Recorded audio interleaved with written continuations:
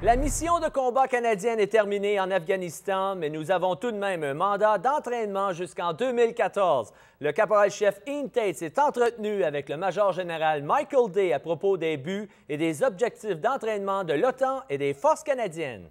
The Canadian combat mission in Afghanistan is over, but we have a training mandate until 2014. Master Corporal Ian Tate spoke about the training goals and objectives for NATO and the Canadian forces with Major General Michael Day.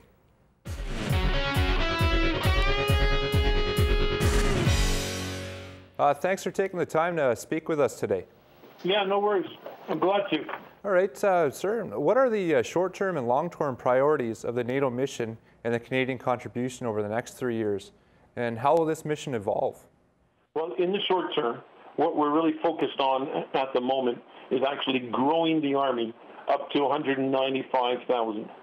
And we're well on our way. And our goal is to get them to 195 by the end of 2012, and then to have them fielded with all of the capabilities they need by 2013.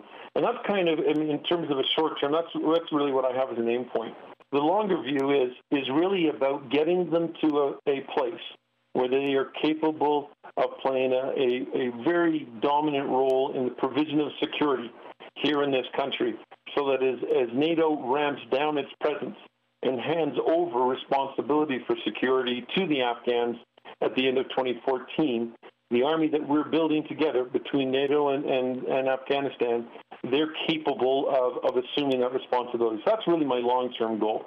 NATO, build the force, get it ready for security, Canadian context, add value to the mission, show the Canadian flag, leave here a better professional.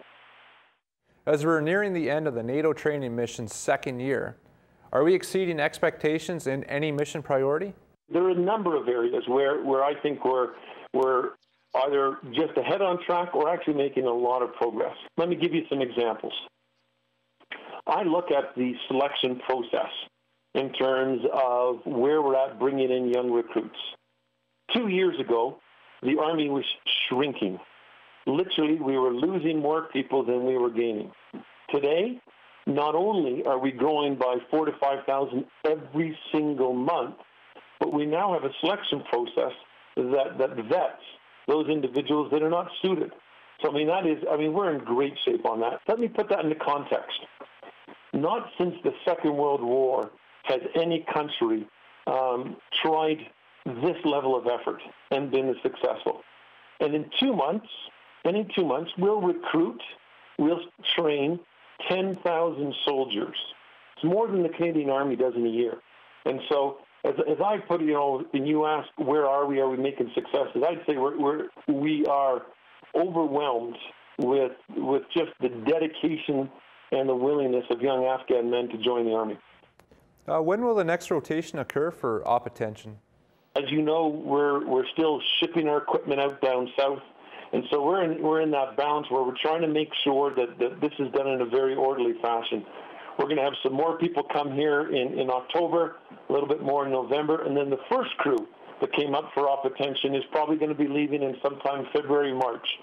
So it is unlike when the battle groups down south were rotating, that it's all in one go. What you're getting here is adjusting to the NATO flow, just to make sure that we're adding value where we can. So a little bit more to come on this rotation later on in this year, and we'll start to flow out of this theater in February, March. Is it known if NATO will play a role in military and police training in Afghanistan after 2014? I think that everybody in NATO has been very clear that there is a role for NATO after transition. Transition is not leaving Afghanistan. Transition is very simply handing over the security lead to the Afghan security forces. NATO is here for the long run, and we must continue to reassure our Afghan partners that NATO is in this to make it work.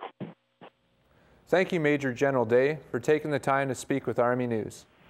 Yeah, no, I appreciate that very much, and I hope you have a great day, and I appreciate everybody's interest back home. Thanks again, sir.